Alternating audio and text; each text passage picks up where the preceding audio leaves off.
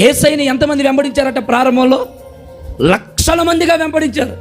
రాను రాను రాను రాను వీరిని పరలోకానికి తీసుకుపోయే మాటలు యేసు ప్రభు చెప్పడం మొదలుపెట్టారు.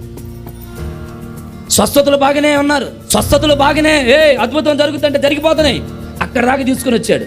ఇప్పుడు వీరిని సంఘంలో నిలపాలి, ప్రభు ఎదుట నిలపాలి అని దేవుడు ఏం చేశాడంటే హెచ్చరించే మాటలు మాట్లాడడం ప్రారంభించేశాడు.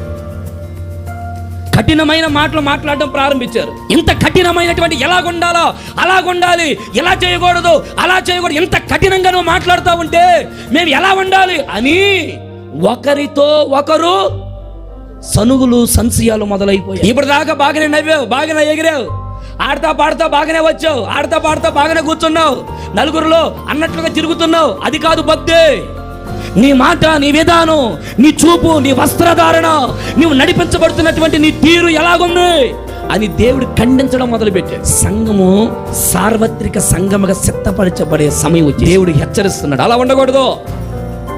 నిన్నటి దాకంటే 10 గంటలకు వచ్చినా ఓకే, నేను నిన్ను యాక్సెప్ట్ చేశా, ఇక ఈ రోజు నుంచి నీకు కుదరదు.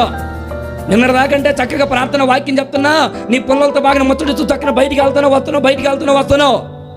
ప్రభు రాకడ దినాలు సమీపంగా ఉన్నాయి, జాగ్రత్తగా ఉండవు.